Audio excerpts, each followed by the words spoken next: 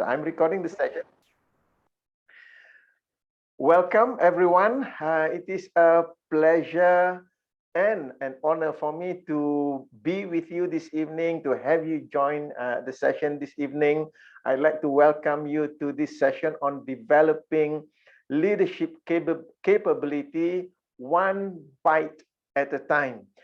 Those of you who have frequented the sessions that I have, you may be familiar with what I'm referring to as one bite at a time. It's about doing things, small things at a time, and after some time, it becomes big. Yeah. So this is part of our monthly self-leadership series. And what we do have is that we have, I'm just looking at my screen over here. We have the monthly themes. I'm conducting these sessions on behalf of the Institute of Neurosemantics Malaysia, and monthly themes that we have is that week 1 we have the sessions on neurosemantics, week 2 on self-leadership and relationship, week 3 on meta coaching system, and week 4 on parenting. So we are on week 1, so that's why we are talking about leadership this time. So some of you are here for the first time, and there are others who have joined these sessions before. Whether you are a first timer or a regular, I bid you welcome, and I encourage you to interact in the discussions later. I'm Mazuki. I'm a neurosemantics trainer and associate certified meta coach. I also represent Malaysia in the international leadership team of the International Society of Neurosemantics. And welcome, Franska. Glad to see that you're able to join us. Oh, with audio as well. So baby is awake. Thank you for joining us. And as usual, we have about 60 to 90 minutes, depending on the questions and discussion. We'll be discussing, for this evening, we'll be discussing on the leadership competencies that we can detail out. What we'll be doing is we'll be detailing them out so that you know what they are, and then you can be check how much of the leadership capabilities that you have already developed for yourself, and I suspect that you will be quite considerable. It's just that for you to be able to know what do you have at your core in terms of your leadership capabilities, because it is at the core that allows you to be able to perform at higher levels in the context of leadership. As usual, I will pause for discussion after each main point to give you the opportunity to ask questions, to comment, and especially for those of you who like to think out loud, I would love to hear what you are thinking. So that's why I'll be pausing after each main point. And just to warn those of you who are not familiar with me, that my style is to be light and humorous. So if I laugh or smile, I'm never laughing at you, but at our silly human qualities. My purpose is to lighten things up, reduce being serious, and be more real. So let's get cracking into the session that we have this evening. One problem that most people face with respect to leadership or learning how to lead is that we hardly have any reference. We stumble upon it. My personal experience is that in the context, my background was in engineering, and I learned engineering in a systemic and structured process in engineering school. So that's a picture of me in front of my old engineering school after I left it over, what, 40 years ago, more than 30 years ago. So in the context of engineering, when I learned engineering at Loughborough University and later on at Bolton University, when I went through that the bachelor's degree, there was a structured learning that we went through. In year 1, we learned this. In year 2, we learned this. In year 3, we learned this. And through that, I was able to gain the expertise, and later on the competency of being an engineer. So I earned my engineering degree and worked for a construction company. Then 25 years ago, I was thrust into the leadership situation for the company where I worked. And at that time, I was so naive to not even know that I needed leadership competencies to run the company. What worked in my favor was I had that realization, oh my gosh, now I need to run the company. I know how to do engineering, but how to manage a company, I don't know. So I was lucky because I had that realization. So what happened was, by trial and error, I began acquiring leadership skills randomly and haphazardly. It took me a very long time to have the pieces in place. Now, contrast that with today, what we realize now that the process of developing leadership competencies is now systematic and structured.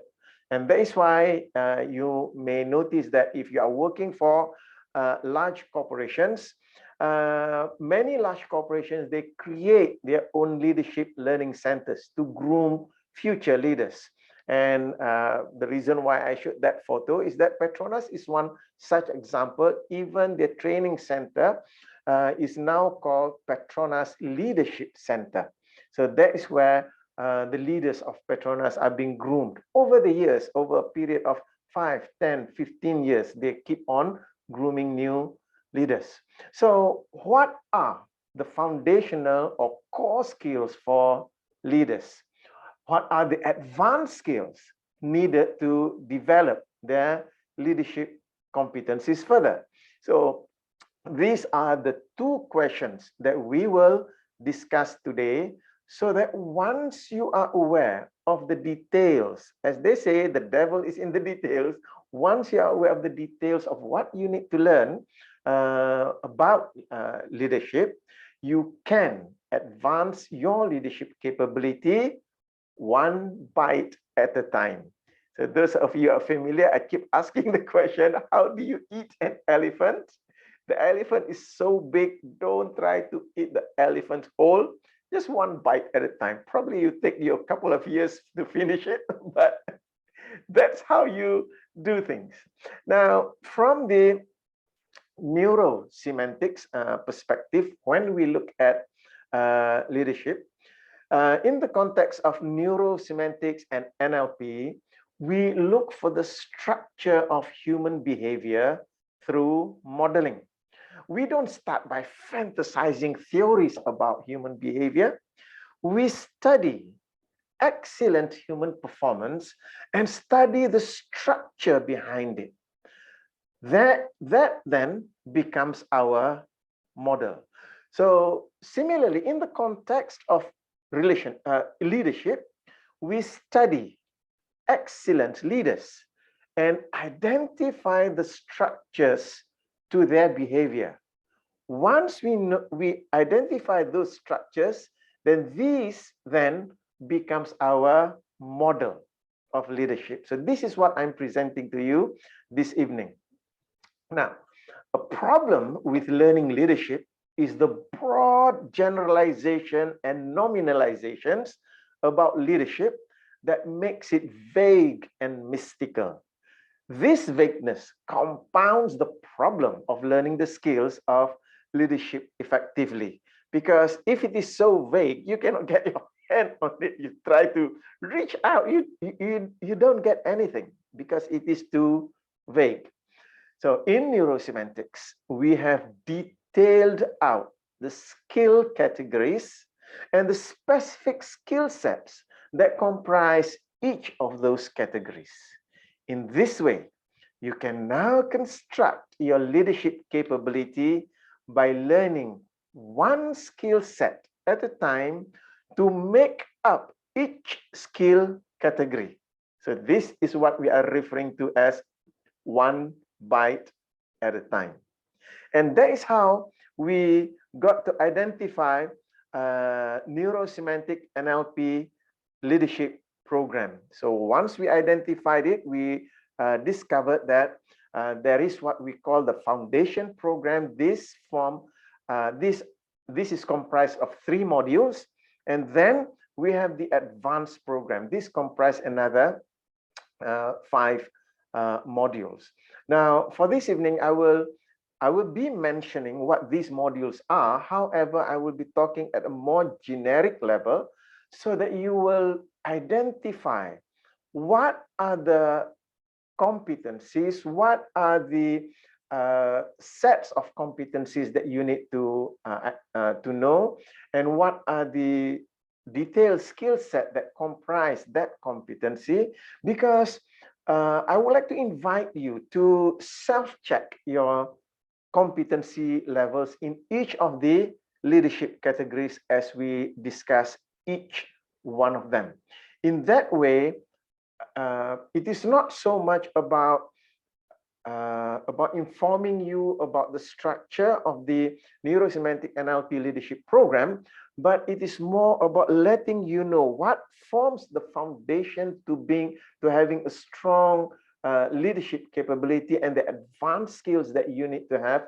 And as I said to you, that neurosemantics is not about coming up with new ideas and trying to give that to people, but it starts off by observing how people have been doing things. So when I share with you the foundation skills and then the advanced skills, I want you to notice of those skills, how much of them have you already learned so far, and hopefully you'll be able to identify what further areas that you would like to further or advance your leadership capability.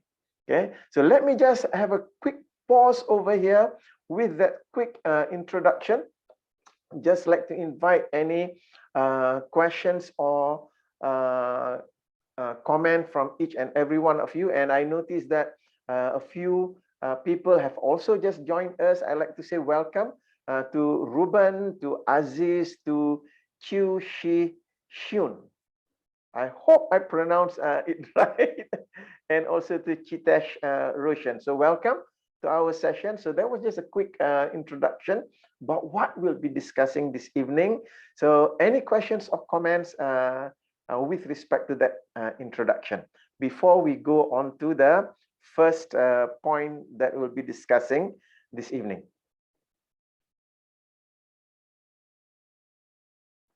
Thank you, Danielle. So everyone good? Okay, so let's begin with the first point, which is the foundation skills. The Neurosemantic NLP Leadership Foundation Program. And as I mentioned to you earlier, that I'm going to go at a more generic, even though I will mention about the solution that from neurosemantics that we offer. I would like to go at a generic level so that you can self-evaluate how much of these skills have you developed within yourself. Now, continuing on with that engineering metaphor, I use the metaphor of learning engineering in a structured way. It becomes easy. But in my case, when I learned leadership, it wasn't easy because it was not structured then. Nowadays, we know the structure of how to build our leadership capability. Now, using this engineering metaphor again, so if you have a look at a building such as the one that I show you on the screen, is that A building, it has one part to the building is what we call the substructure. Most people use the term foundation. So that's the foundation of the building. And for most buildings, you don't see the foundation because it is underground. For example, you have a building such as that. Can you make a guess how many basement floor does it has? Does it have? Uh, most of us know that basement floors are useful for us to park our vehicles.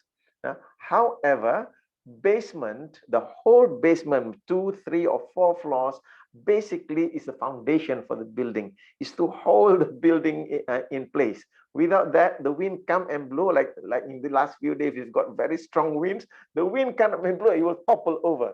The basement hooks it in the ground.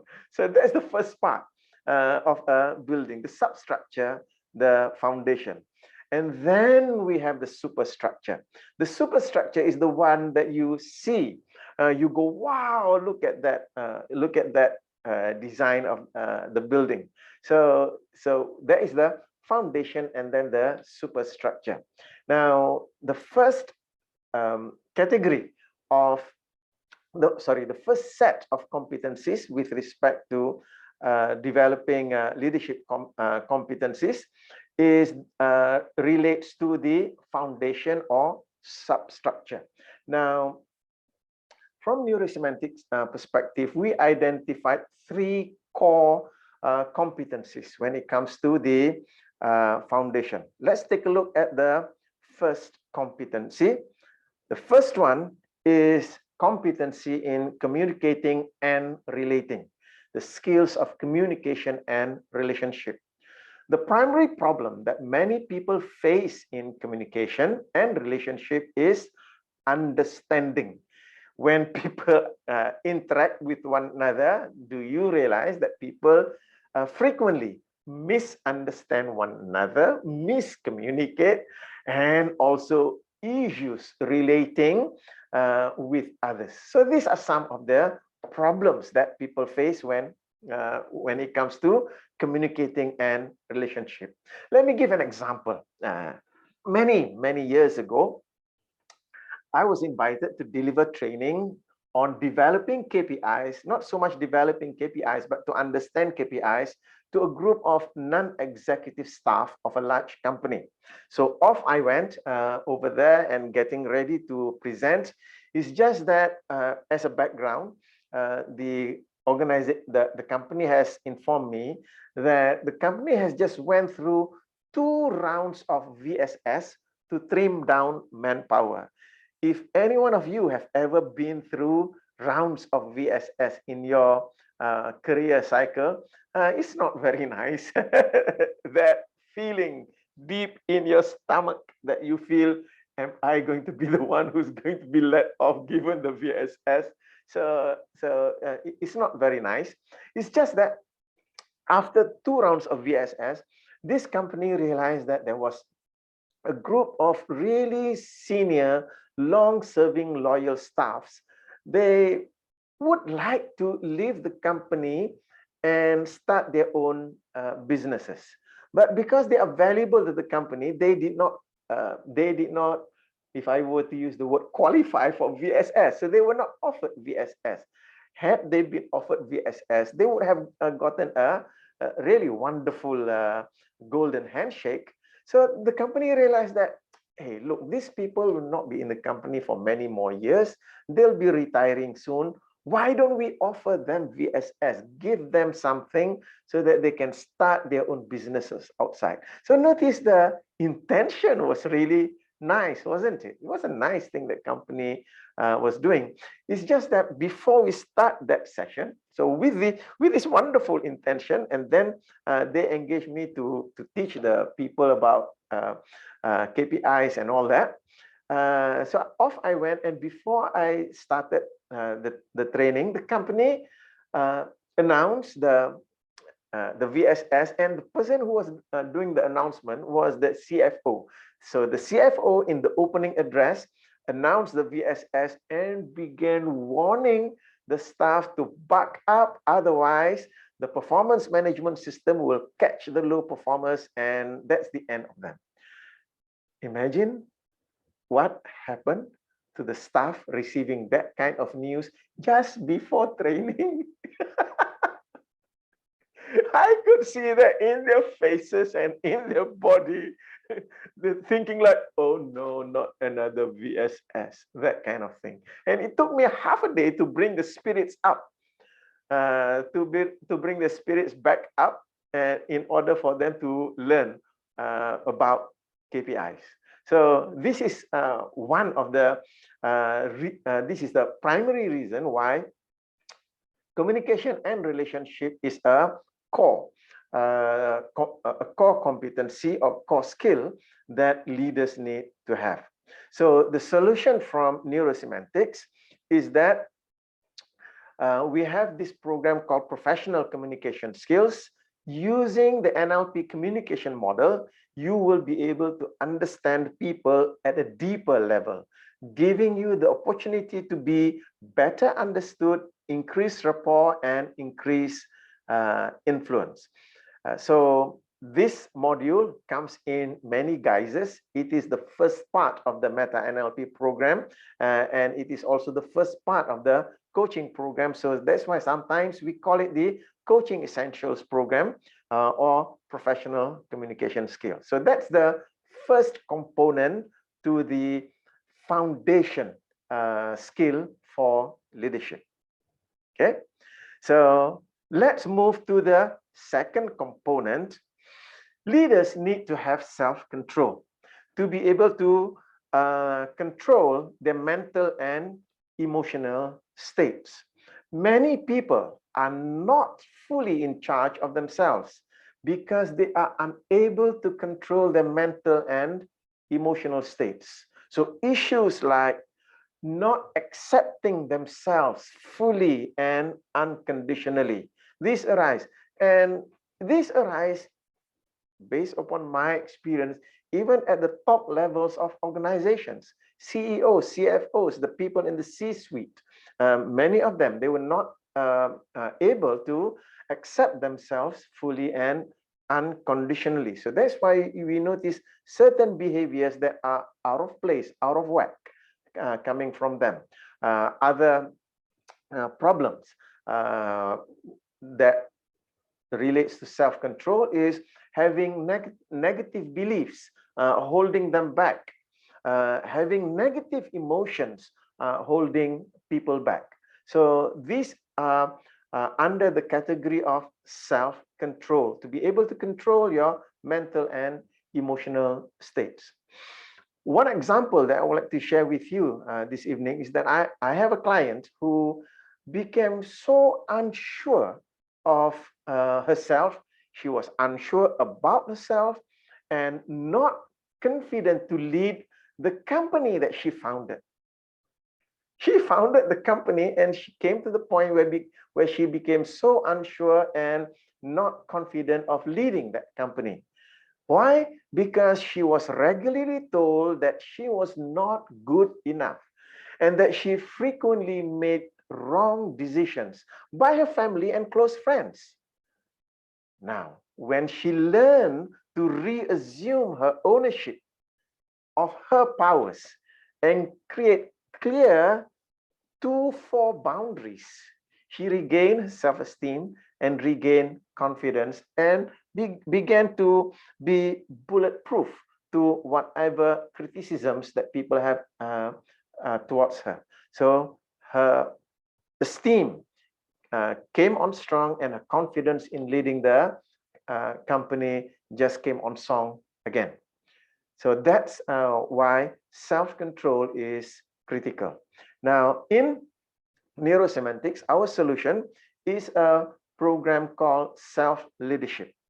Through this program, you will overcome 15 different issues to reset your mental and emotional processes to being more resourceful and in charge of yourself. So that's the second component of skills in the foundation category of leadership competencies. Now, the third one is the inner game of leadership. Leading it's not just about knowing what to do.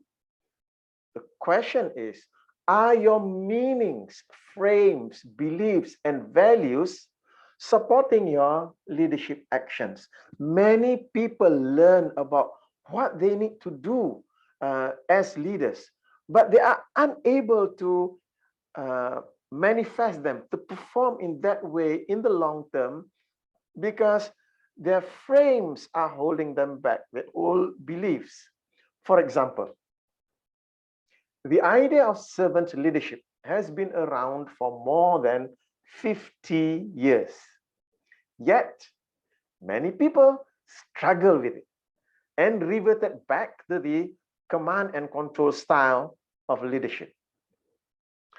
When I value myself and others unconditionally, having a clear appreciation of my capabilities and weaknesses, acting in the now, and being aware of the various roles that I and others play in this world.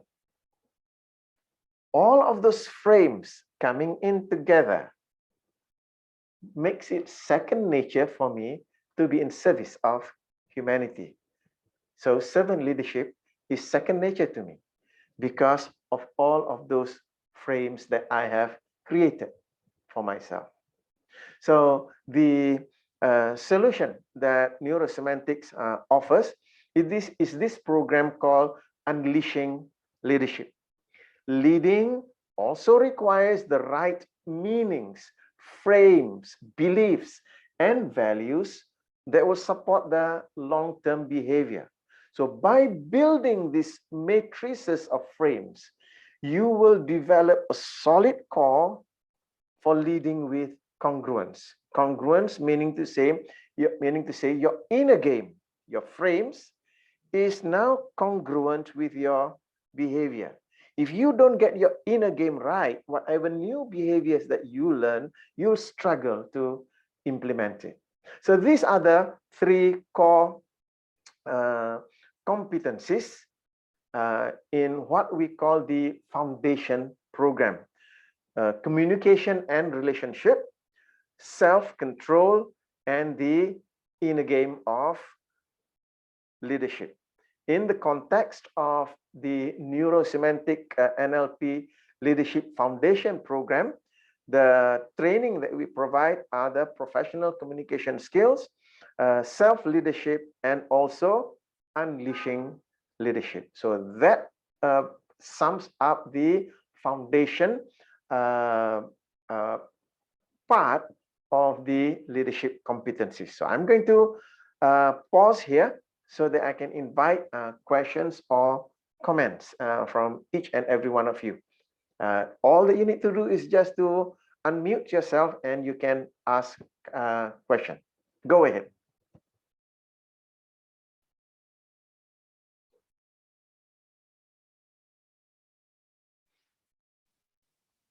I notice, yes, Franska, go ahead. Can you give a high-level summary? What is the difference between the self-control and the inner games? Like for me, it's like sounds like same. Okay, thank you, Franska. Now, self-control or self-leadership or APG, it's got three different names to it.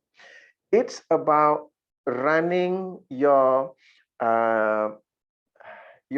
thinking processes, your thinking, feeling processes, your self-reflexivity, so that you are putting on healthy meanings, because healthy meanings put you in the right state. Yeah, so that's why in the APG program we go through 14 or sometimes 15 patterns in order to train our thinking, feeling process to run in the right way, in order we don't put ourselves in the wrong states. As we have discovered, the quality of our life is dependent on the quality of our behavior, and the quality of our behavior is dependent on the quality of our states. States here referring to our mental and emotional state. Yeah. So I give the example of that training program that I was supposed to conduct many years ago. So when the participants were in that state of frustration and despair that this is another VSS, they will not learn whatever that I was about to bring. So so my role primarily, before I can teach them that, I need to bring the states up so that they can be in the state of learning, in the state of curiosity that allows them to learn so much. So the self-control is about controlling our mental and emotional self so that we are in the right state. Now, the second one, which is the we call it unleashing leadership, or having the inner game of leadership, is to have the right meanings, purpose, values, beliefs about leadership. In the context of leadership, how do I think of myself? In the context of leadership, how do I think about others? In the context of leadership, how do I think about my abilities and power? How do I think about time? How do I think about the world around me? So these are the content matrices that I need to get it right in order for me to lead. So being able to have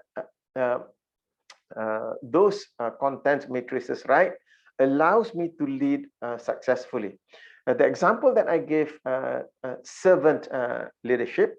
Now, in order for me as a leader to be able to put myself in the position that I am here to be of service to the people that I lead, in order that they are able to do their jobs well, because when they do their jobs well, then the organization will achieve the KPI. So basically, it doesn't go against what the organization is achieving. However, if a person's frame of self is so self-centric as compared to others, meaning to say that person will find difficulty in serving others because that person is thinking about others serving them.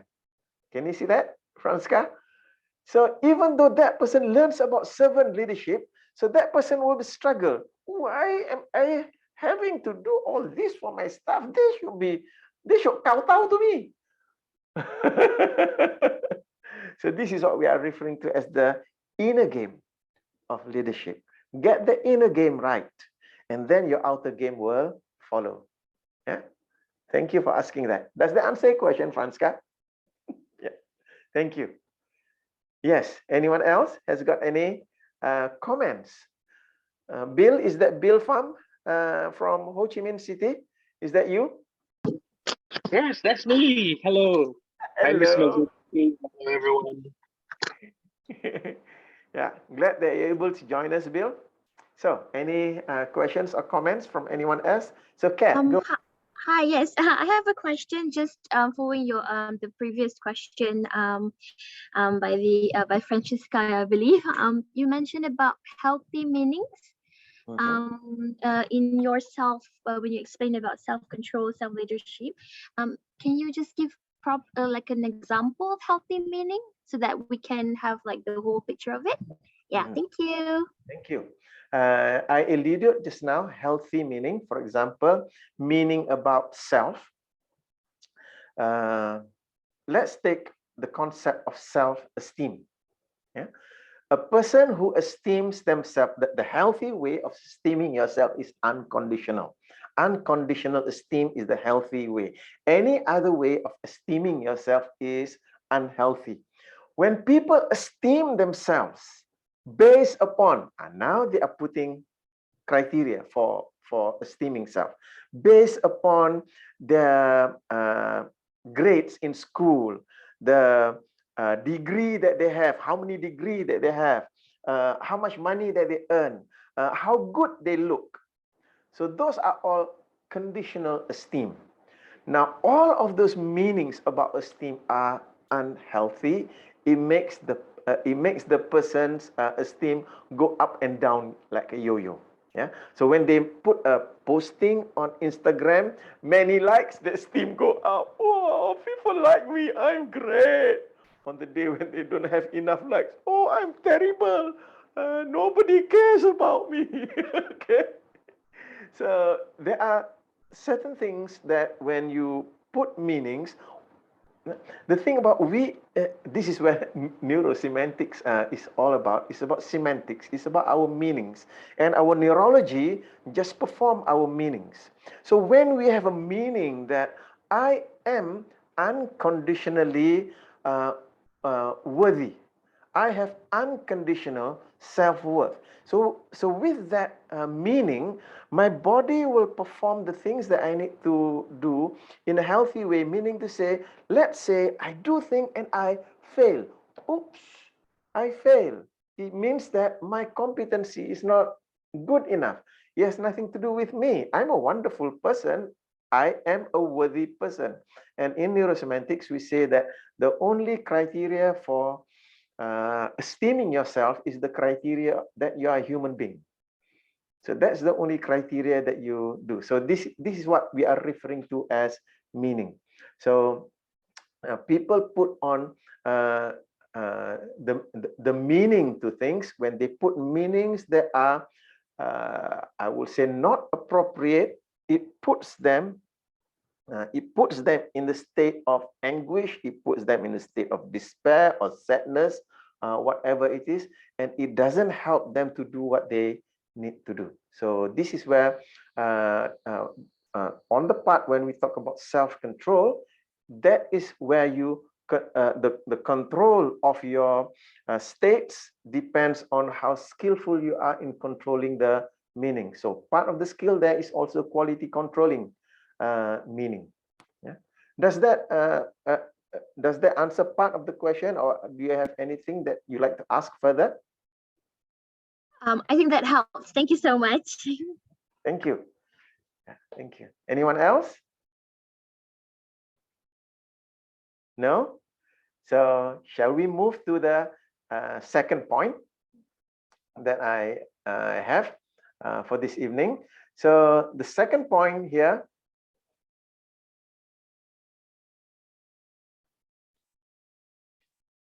okay, so you've got the screen there.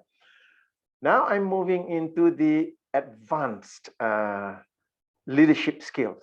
Yeah, I consider these are advanced leadership skills. The first three are the core, the foundation. Now the advanced skill. So with the advanced skill, neurosemantics has identified 5 skills or competencies that a leader needs in order to perform at that advanced level.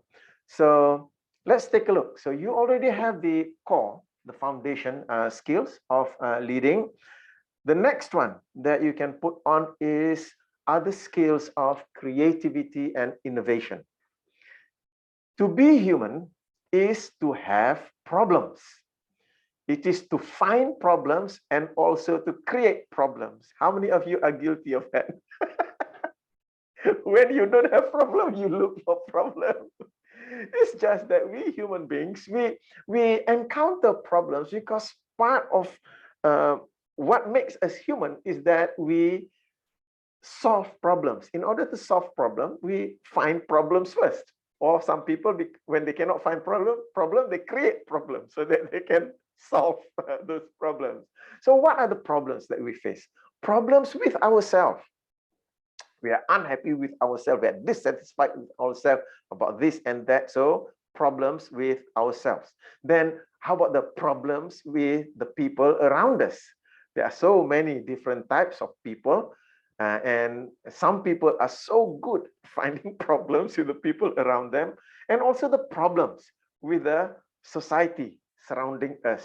So let me just stop there before I go into what's happening in our society, in the political state of our country right now. So all of those problems are around us. So that's why, as leaders, we need to have this competency about creativity and innovation, because with creativity and innovation, we we are able to identify the problems, first to know the problems, to identify them and find solutions and implement the solutions, and also to innovate about them. So this is the next skill.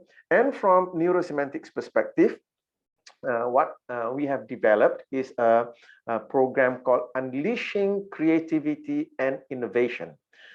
This is where we learn how to first have the outcome conversation. So those of you who are familiar with NLP, the outcome conversation is, we call the WFO, the well-formed outcome, the outcome conversation.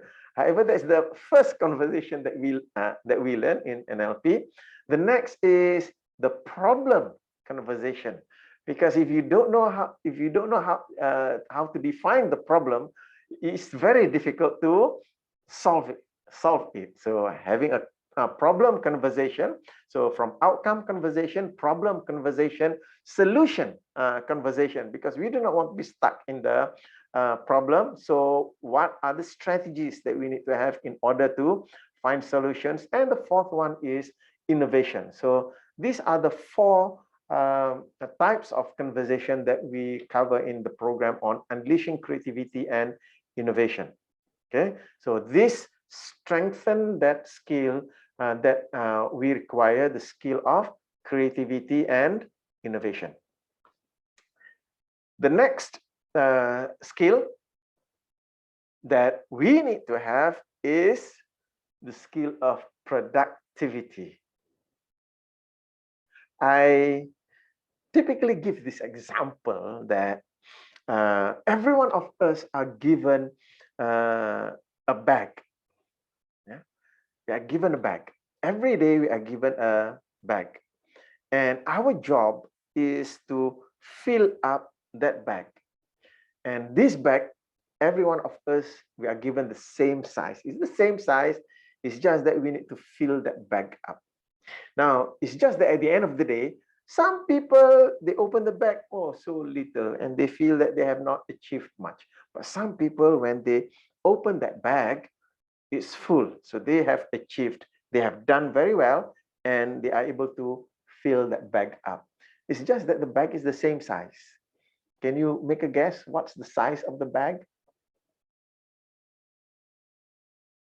Why is it some people, they're able to fill that bag, some people, they are not able to fill that bag? It's the same size.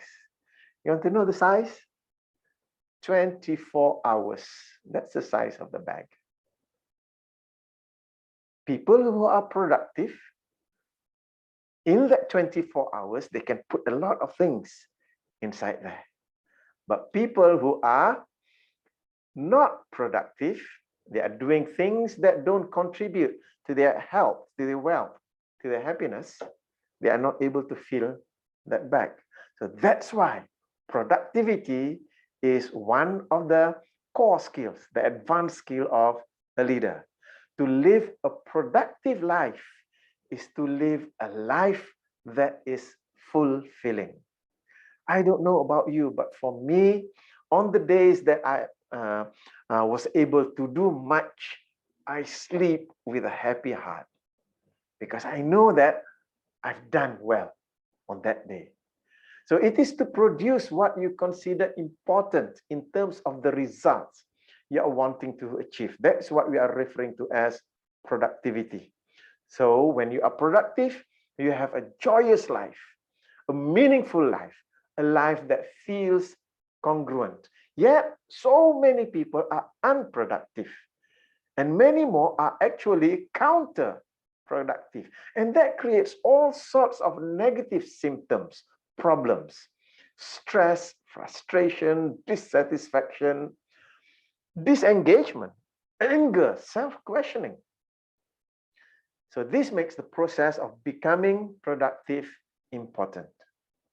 And from neurosemantics perspective, what we have produced is the program called Unleashing Productivity. To create a life that's productive, begin with a vision of productivity, a vision of becoming a highly productive person. Imagine becoming a highly effective person, where do you want productivity in your life's work, your relationships, home, career, hobbies, health, vitality? So those are the areas that we want to be productive, because when we are productive in those areas, then we are satisfied. We feel satisfied and we feel fulfilled in our relationships, our home, our career, our hobbies, and our health. So that's why productivity is a core skill for leaders, the advanced skill for leaders. So let's take the third competency. This is the competency of potentials. Yeah? There is within you, as in all of us, a drive for self-actualization. This is the impulse to keep growing so that you can become all that you can be. It is a drive to actualize your potentials, to make your talents real and experience them as you grow your competencies, to grow and develop as a human being, to live with meaning and significance in what you do, and feel that life and relationship counts. So this is the human adventure. One of the shows that I love watching on YouTube are these Got Talent shows, because it drives home the point that human beings, they just want to bring out whatever talent, whatever potential that is inside of them. It can be so, a person can be so driven that they can even forget about themselves just to bring out that potential, that talent. So that is why one of the core competencies of a leader is how about bringing out those potentials, because as Abraham Maslow puts it, if you deliberately become less than what you can be, I can guarantee you that you'll have an unhappy life, something like that. That's what he said. Because if we deliberately not bring out our potentials, no matter what it is that we do, we will not have that satisfaction in ourselves. So that's why the ability to bring out potentials in self and others is an advanced skill for leaders. In the from the neurosemantic solution, there is this program called Unleashing Potentials. The agenda for the Unleashing Potentials training is for you to intentionally identify one potential to unleash. Then through the series of processes over the 3 days of the program, that you will identify that potential, enrich it with robust meanings, release yourself from every toxic and limiting belief or old meaning habits, and bring it forth into behavior. Because when you bring it into behavior, then you make that potential real. Doing this will enable you to know firsthand the elements and mechanisms of self-actualization, which will then enable you to unleash a great many more things. And as a leader, once you know the skill of unleashing potentials, then you bring it to the people around you. Help other people to unleash their potential.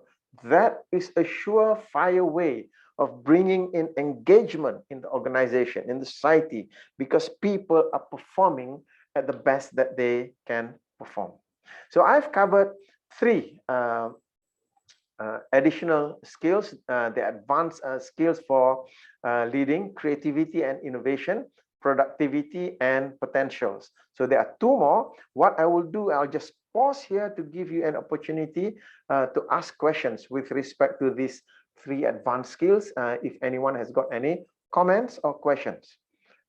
Yes, I noticed from Siti Maisara, I've come across the term of toxic productivity a few times. Can you explain more about it? Actually, I've not come across that term. toxic productivity. I've come across this term called toxic positivity. I've come across that. But toxic productivity, I don't know. When you mention that, the first thing that comes to mind, I don't know what, I definitely don't know how to answer that question, but the first thing that comes to mind is the difference between output and outcome. Sometimes people are doing things for the sake of doing things, not focusing on what is the outcome of doing that. So that's when they go on a treadmill and they are running and running and running and they don't reach their destination. If that is what people mean by toxic productivity, then I would say yes, that is toxic in the sense that you are not connecting the results that you want in life with the activity, because your behavior is what brings the result. If you are now I'm thinking in a funny way because I see my granddaughter's face over there, smiling at me in an impish way, a picture of her. Some people, they have this I would say delusion that if they were to do this, then they will get that. However, there is no evidence that that behavior will beget the result. So they are so happily doing that behavior over and over and over again, and they don't get the result. So that's basically the definition of insanity, doing the same thing over and over again and expecting a different result. Productivity here is about being focused on the result, and as you perform the behavior, to be able to calibrate. So what is the percentage of the contribution of this behavior to that particular result? Are there other behaviors that I can engage in order to get that particular result? So in the context of working towards a well-formed outcome, now you are engaging in multiple types of behaviors to achieve that outcome. To me, that is a productive behavior. So that's my first thought. I definitely am not sure whether it answers your question. I hope that it gives some insight. Do you have any further comments to that? No worries. I think that answered my question. Thank you. Okay, thank you. That's a big relief for me. Yeah. Any other? Can I ask a question? Yes, Emily. Yeah. So I'm thinking, are workaholics all productive? What do you think about that?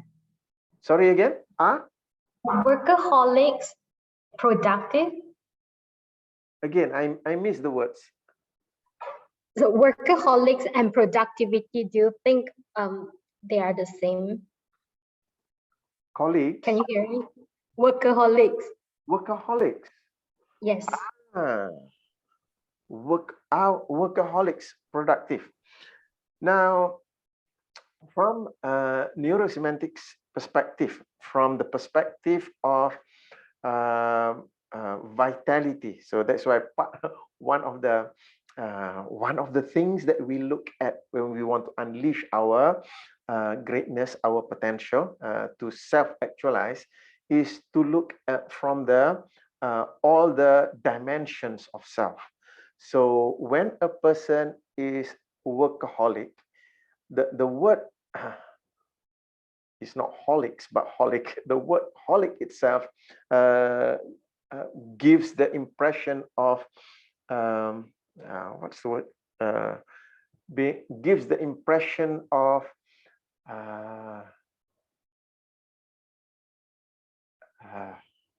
now that word doesn't come to me. It gives the impression that the person has no more control, that it is the work that controls them. That is unhealthy, because in doing that, in just being in control of the work rather than being in control of the work that you do, you are leaving all the other areas behind. So this is what we are referring to as ecology. So being workaholic can be harmful to your health, can be harmful to your relationships with the people around you. So in that perspective, we say it is not productive, neither is it healthy.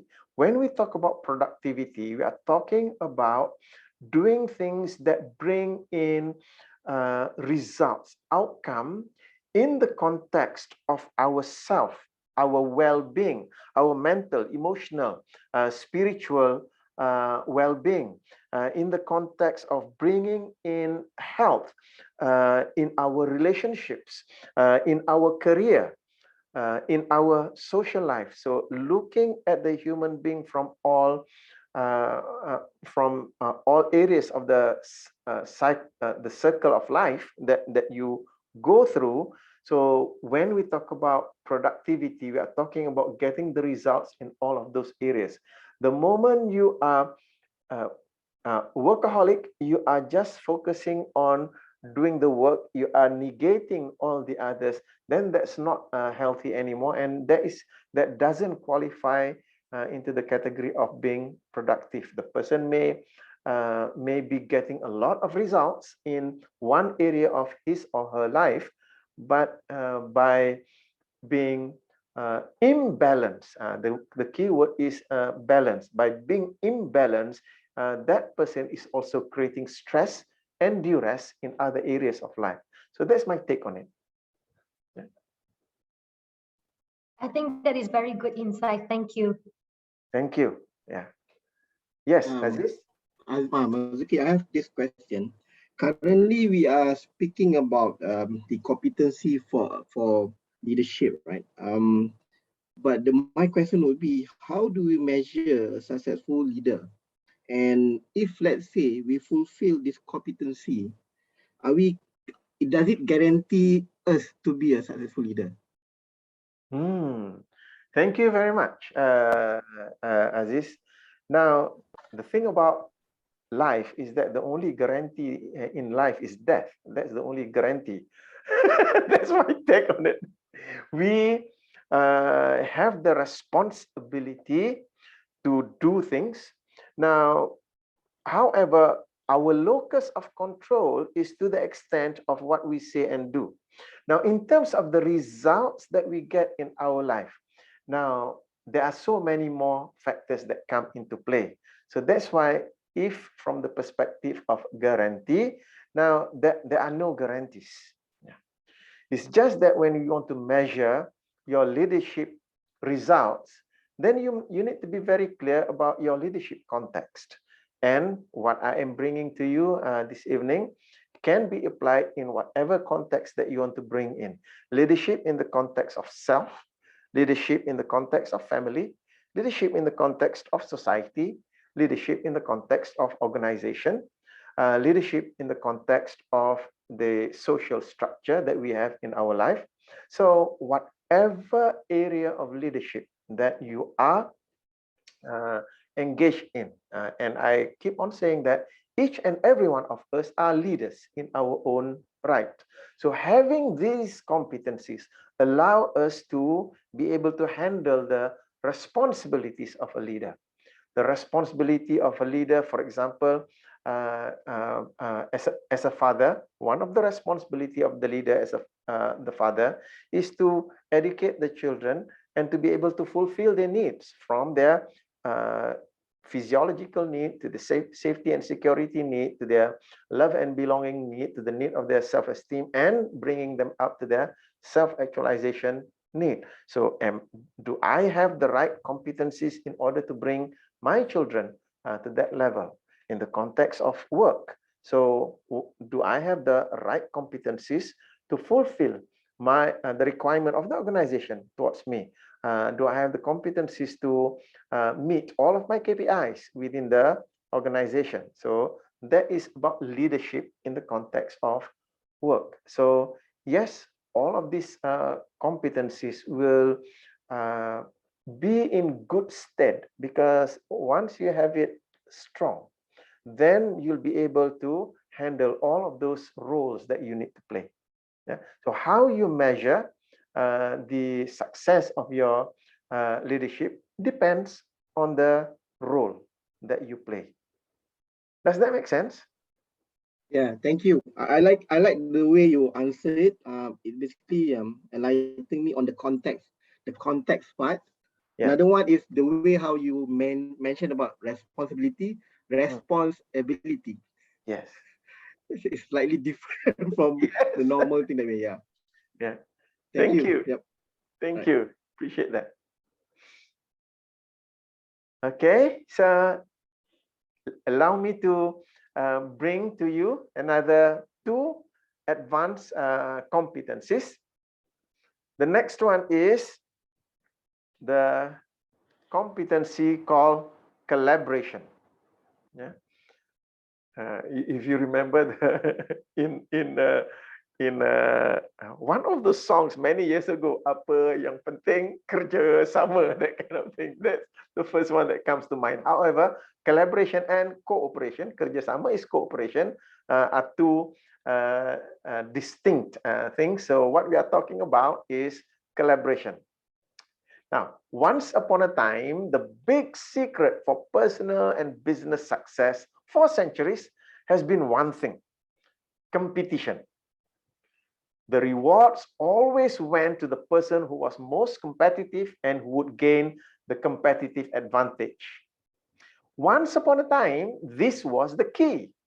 The more competitive you are, the more successful, the more ruthless, the more you got your way. That was the secret of success in business, in sports, and in life, once upon a time. And yes, competition did stimulate learning, creativity, and innovation, but times have changed. That secret of success has ended. Now there is a new one: collaboration. Because competition was for an age whereby the leader knows everything and then he just competes with others. In today's day and age, no one knows everything because of the complexity of the structure that we have in place. Now, collaboration is not easy. So that's why the neurosemantics solution is to bring this program called collaborative leadership, or this process about collaborative leadership. Collaboration in itself is not easy. It is not easy to pull people together, especially highly intelligent and creative people, and create a collaborative partnership so that together we can do so much more than we can do alone or apart. It does not happen automatically or without leadership and structure. In fact, high quality collaboration requires a special kind of leadership. This is what we call collaborative leadership. It requires men and women with a vision for collaboration, who understand its value and purpose, and who have the core competencies to pull it off. So to that end, that's why we need to have this collaborative leadership in ourselves to develop this core competency of being collaborative in our work. Because in today's day and age, we need to collaborate not just within our organization, we need to collaborate between organizations. So do you have that skill? And coming to the fifth and final competency for the advanced competency for leadership is the skill or competency of persuasion. The art of persuasion suffers from the negative connotation of manipulation and trickery. Yet, persuasion is what we all do every day. Whenever you speak and relate, you exert an influence. Whenever you share your ideas, dreams, hopes, visions, values, or plans, you seek to influence minds and hearts. The question is, are you effective, elegant, charming, and authentic in your persuasion. So that's why the neurosemantics approach is what we call persuasively impactful conversation. Persuasively impactful conversation integrates persuasion with personal responsibility to make it ethical, human, and authentic. It demystifies persuasion as it details out the actual processes of persuasion. The design is that so that you can become personally persuasive. It situates persuasion not as a tool for getting your way with people, but how to more effectively relate and communicate with grace and elegance. It positions persuasion as not about manipulating and controlling, but presenting your best ideas in compelling and respectful ways.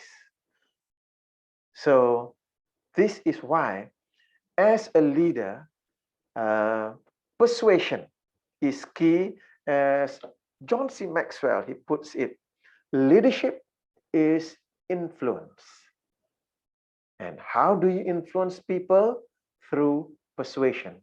So from neurosemantics perspective, we all need to learn how to be effective, elegant, charming, and authentic in persuasion.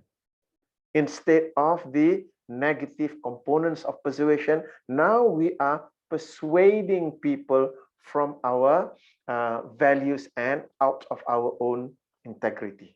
So that wraps up the fourth and fifth competencies of the advanced competencies for leadership.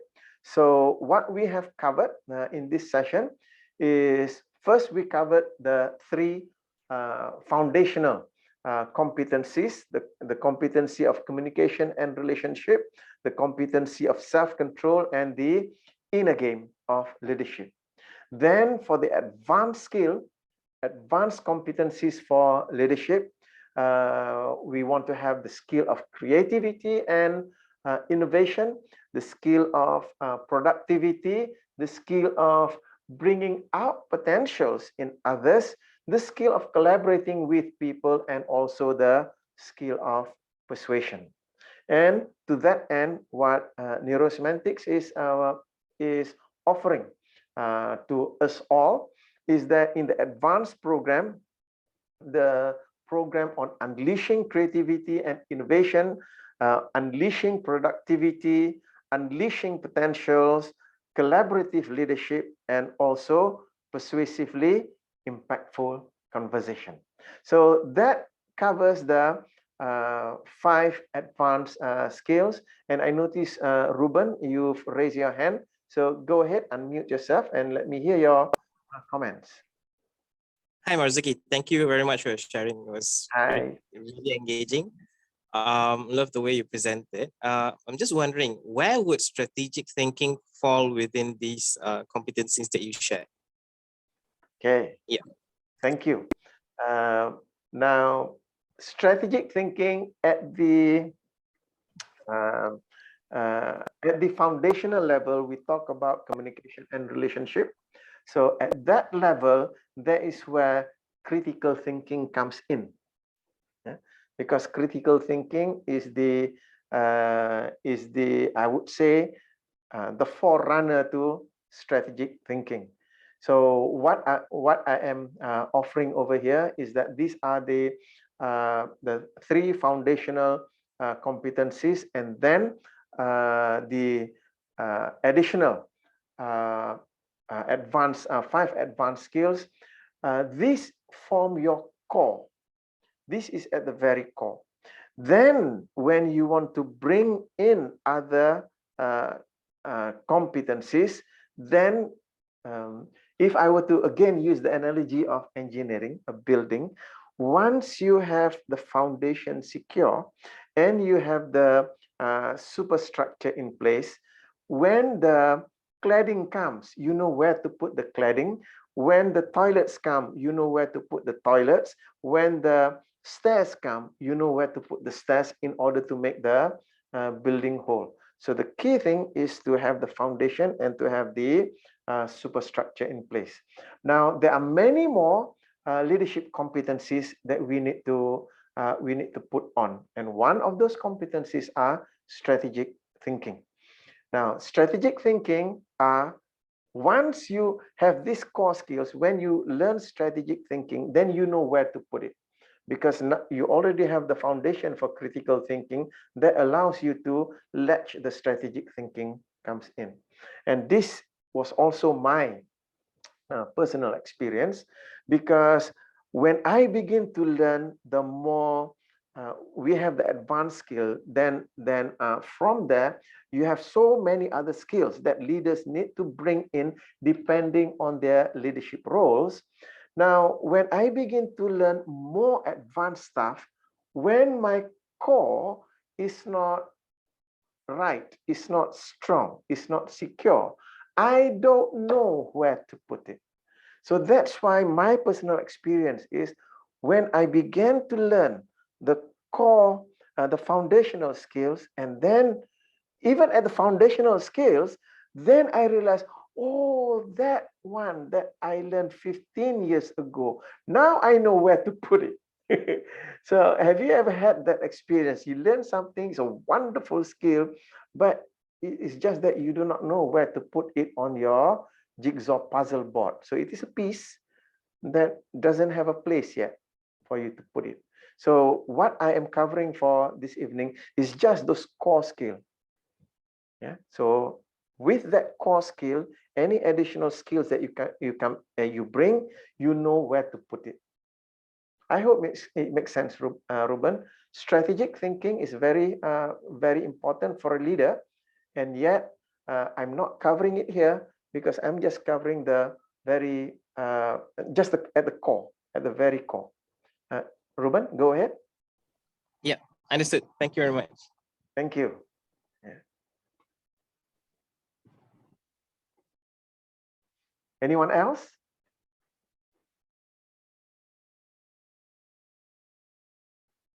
Okay. What I would like to share, just a couple of points before we wrap up for this evening. And it also relates to the question that Ruben asked just now, is that this next point is what we call as the models for leadership. So what are the models that we use in coming up with these core skills for leadership? Now, taking the metaphor of the building again, underneath the building, that's the surrounding soil. So when we have that surrounding soil will determine what kind of foundation that I have. So earlier I talked about the foundation skills, the skill of communicating and relating, the skill of self-control, and also unleashing the inner game of leaders. So these foundation competencies, they are influenced by the soil. My personal background was in the area of engineering, soil engineering, foundation engineering. So we don't design foundation according to our what I call whims and fancies. We look at the soil first, and then we design the foundation. We let the soil inform us what kind of foundation that we need. For those of you who are familiar with me, I mentioned that I was involved just a tiny bit in the construction of the KLCC Twin Tower. And maybe some of you already know that the KLCC Twin Tower, the orientation of the current building is different from the orientation of the original plan.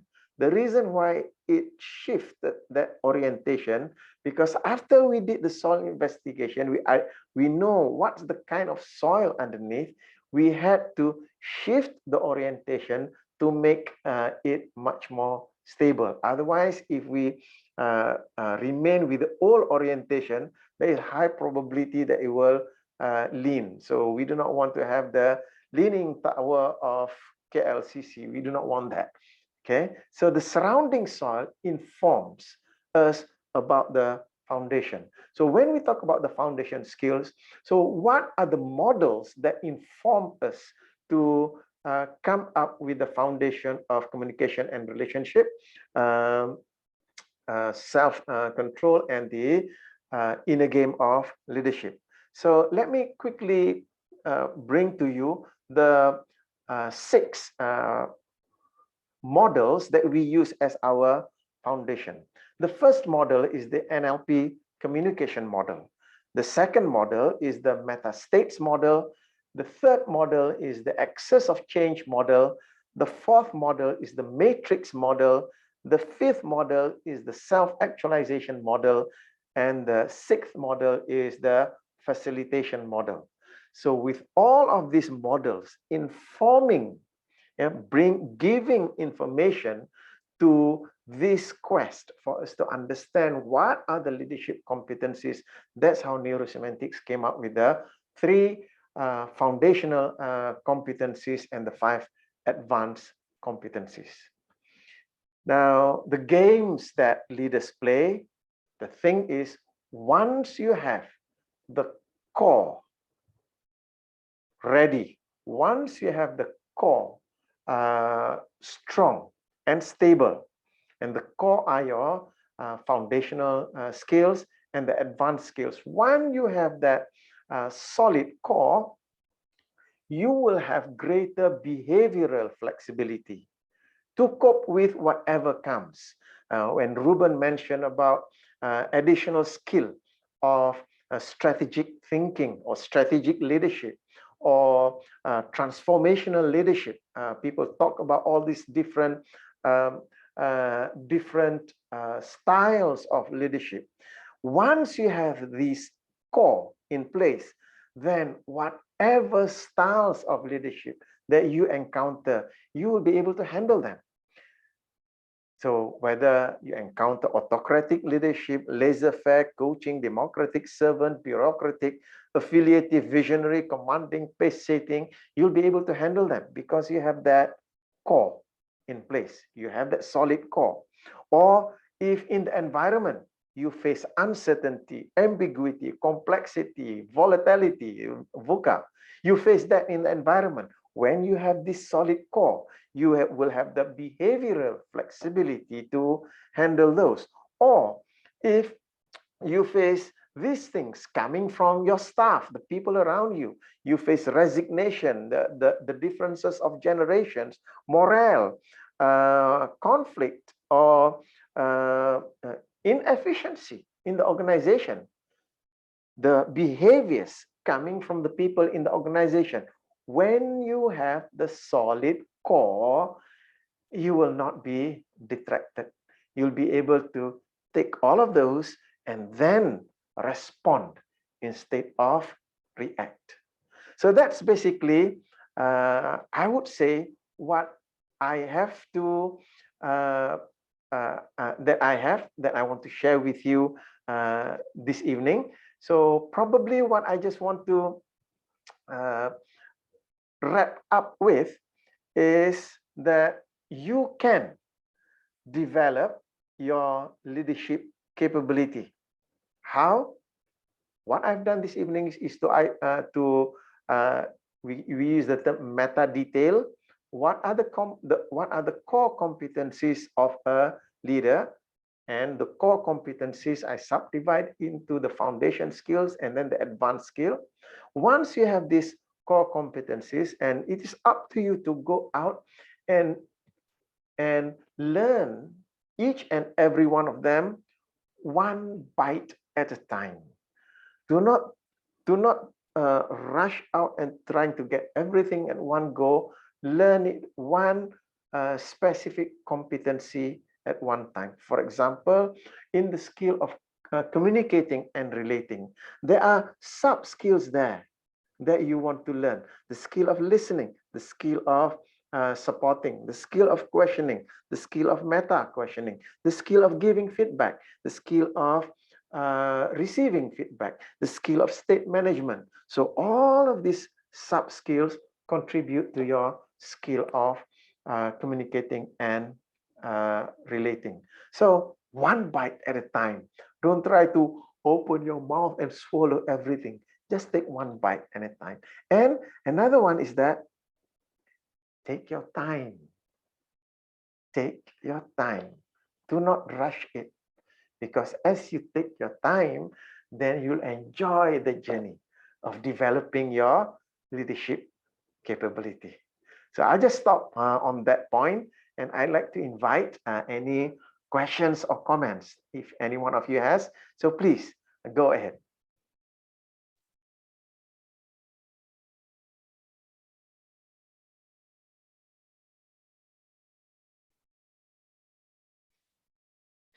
No questions or comments? My friend always say, either you understand it fully or you don't understand it. No, I'm just kidding.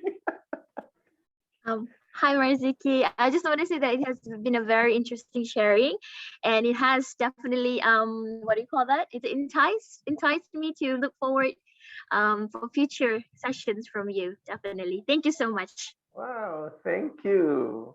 Actually, now we are at my favorite part of the session, because now I would like to invite each and every one of you just to share with me and everyone else, what is your one takeaway? What is your takeaway for this session this evening? Because when I hear what is it that you are taking away from this evening, that gives me greater fulfillment. Right, so I would like to go one by one, and in typical Marzuki fashion, I start off with the bottom of my screen. So Bill, go ahead. So what's your takeaway for this evening? Great to see you, Bill. Yeah, great to see you. Good to see you. I think there were so many takeaways. Well, I think the key takeaway is that the core that you were mentioning, and it's all about the inner game that we are thinking, and if the participant is already joining in with the NLP, they will know that it's all about the framing that we have, and because we have unhealthy frame, that's why we cannot learn or receive new information, and that's why our brain filtering it out. And we cannot be a good leader. So I think the ability that we can meta ourselves and ask the question about why are we doing it, and it's all about asking what's the frame there, and fix our inner game. And I think with that is already perfect. Thank you, Bill. Thank you. Thank you. Yeah. So yes, Chris, you raise your hand. So go ahead. Yeah, I would like to share first because I need to accompany my daughter go to sleep later on. Thank you for your sharing. Yeah, basically, I think my realization is from when you share about persuasion. I think that is what I understand more about why a leader need to always share about a vision, be a visionary leader. That part that I think should need to understand more the role of this. The second part is I like the idea of one bite at a time, that you actually this is a most important thing that I learned to understand that this is a long life journey for learning for leadership. Thank you so much for your sharing today. Yeah, thanks. Thank you. Appreciate that. And yes, Rachel, you raise your hand. Go ahead. Hi. Hi. Thank you so much for sharing this. I heard of NLP previously. I just don't really understand the whole structure. But today, when I hear your sharing, I must say that it's really amazing. I mean, it's like really, really, especially the two takeaway. Like first of all, the things that we do, it has to be effective and have to link back with our well-being. That is very, very good reminder. And another point that I picked up, it is the persuasive. You mentioned you can convince people, you can say whatever things that you want, but end of the day, are you effective or not conveying a message? So I would say that it really hits me because I previously I thought that just conveying the message, like just trying to share my points across, but after hearing what you say, it's got me to think further than that, whether what I share is effective or not. So thank you very much for sharing. It's really amazing. I really enjoy it. Thank you, Rachel. Appreciate that. So that's why I say this part is my favorite part of the session, because I'm learning so much from you. So next, I would like to invite Aziz. Go ahead. All right. Marzuki, thank you for enlightening me about this. I just want to repeat just now you mentioned about this role and also context, right? So it totally opened up my understanding, and also I think we can see the potential that this can be used for not the context of leadership, not only for yourself, the family, between your siblings, yeah, the community, and also I believe more than that in organization. So yeah, I can see that will be I mean, whenever we say about leadership, this is where the areas that we can apply, and these are the competencies required for us to build. And again, we just need to chew it one bite at a time rather than trying to factor and expedite the whole thing. Yeah, totally agree. Thank you, Marzuki. Very enlightenment. Yeah, enlightening. Thank you, Aziz. Thank you. Appreciate that. Yeah, appreciate that. And Ruben, you're next. Please go ahead. Okay, so first and foremost, thank you so much for taking your time and sharing these insights with us. My takeaway mainly would be, especially when you mentioned about servant leadership. Yeah, so I think people need to be aware in terms of, being in a leadership position does not mean that you instruct. It's a position where you facilitate, and you need to understand that why you're in that position, and what is the real reason you're there, and what's the purpose of it. And then keep be reminded that everyone is actually a responsibility, and it's your responsibility to make sure everyone grows, so that in whatever context that is, whether it's an organization or family or within friends or even community, that's what stands out, and you meet that goal collectively rather than individually. So yeah, thank you very much for highlighting that again. Thank you very much for sharing with us your takeaway. Next, Danielle, you're next. You got your 10,000 steps already?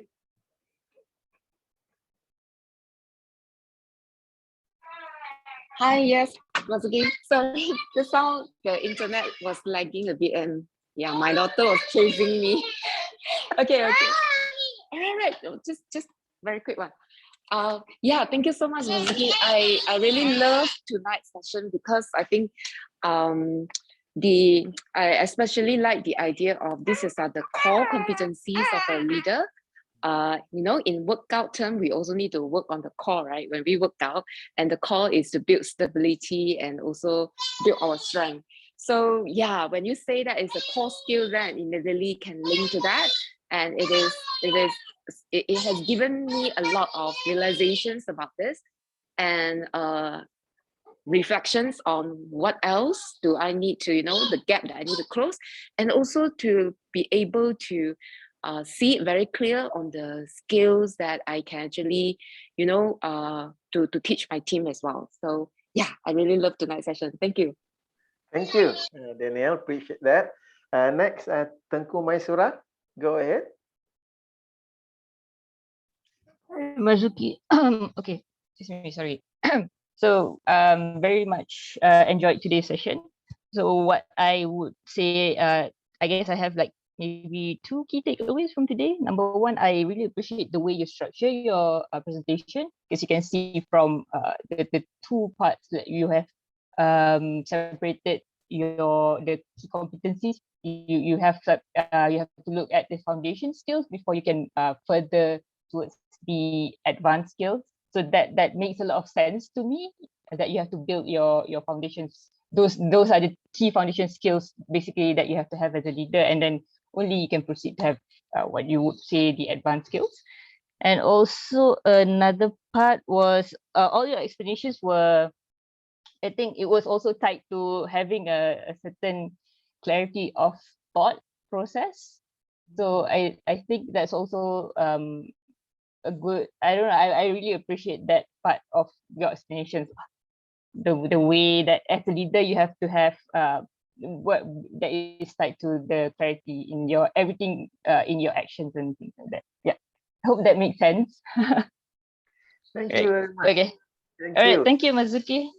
Thank you. Appreciate that. Yes. Right. Next, Emmeline, go ahead.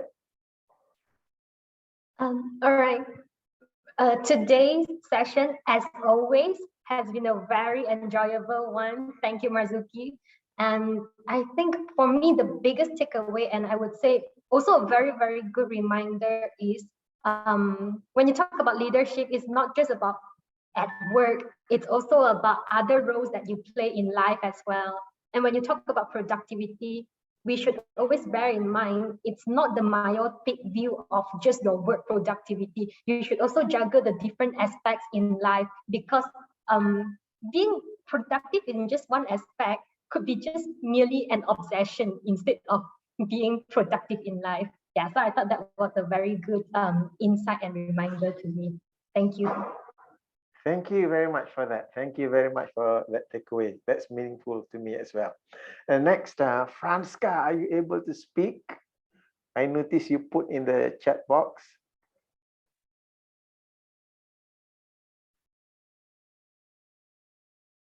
Yeah, so you are not able to speak because baby is sleeping. So I'll move on. Thank you, Franska, for being here this evening. And I'll move on to Kat. Go ahead, Kat.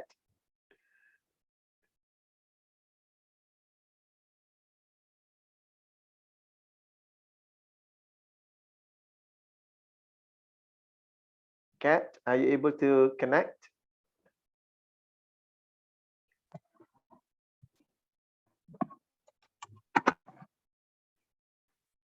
Hello, hello. Yes. Hi, sorry, there was a technical glitch. Okay, just to add on to what I just said previously. So my key takeaways were, I like how you give us a metaphor of a building, and you really built up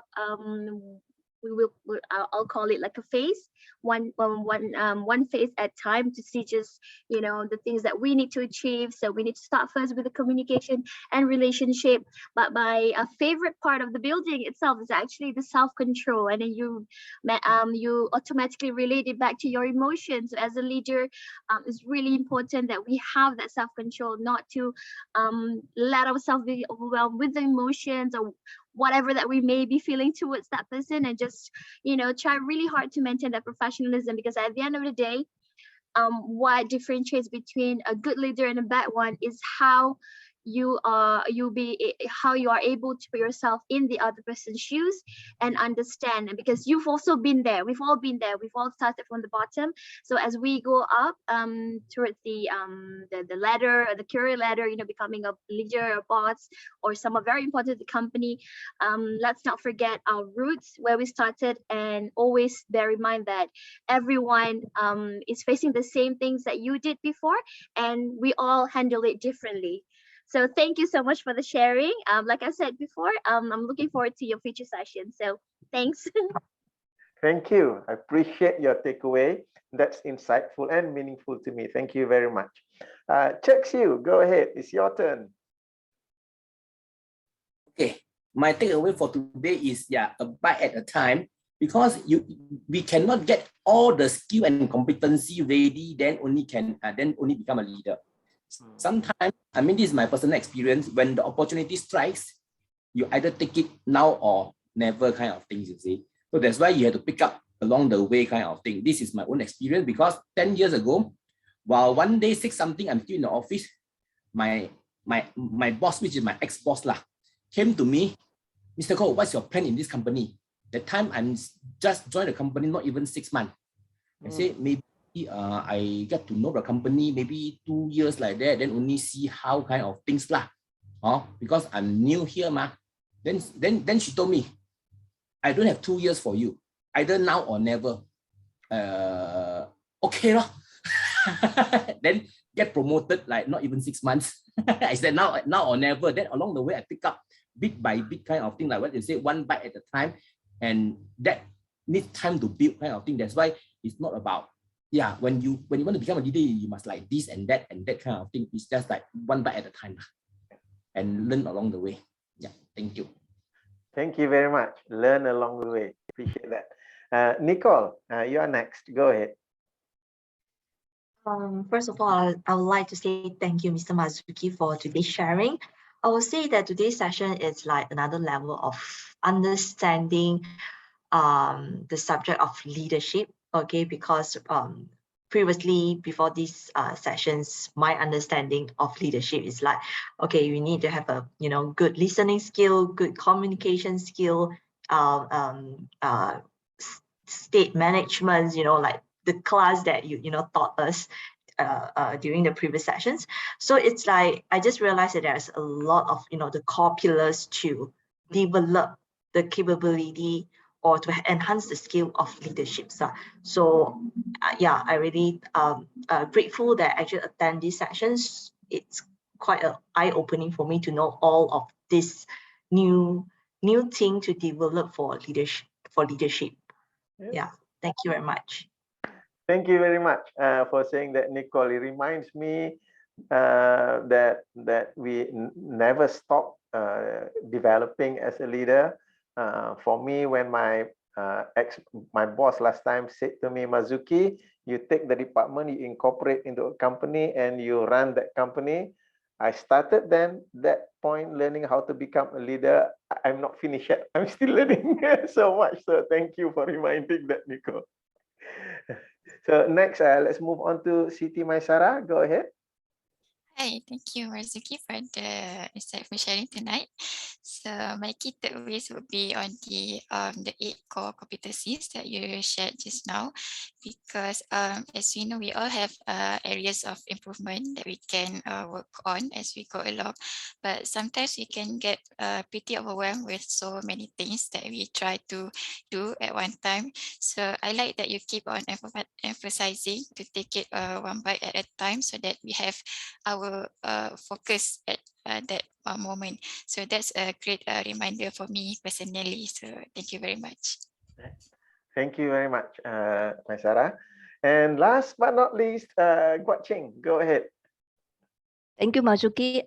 For me, I think it's start with self-leadership first. You need to put a healthy meaning, and also you put yourself at the right state. You need to take care of yourself first, then you will be able to take care of other people and play a bigger role. Thank you. Appreciate that very much. So with that, everyone, I really appreciate your sharing of your takeaway. I mentioned to you that is my favorite part of the session because I get to hear from you. So I would like to say that we've come to the end of the session. I really appreciate your being here. I feel honored that you are giving up your time to be here, and I hope that you have learned something that is useful for yourself, and whatever it is that's useful that you learn, I would like you to just apply them, use them, and may those things enrich your life. So with that, I would also like to say thank you very much. Good night. I hope to see you again. Assalamualaikum warahmatullahi wabarakatuh. And I really hope that we see each other again. So take care and stay safe. Thank you. Bye-bye. Thank you so much. Thank you.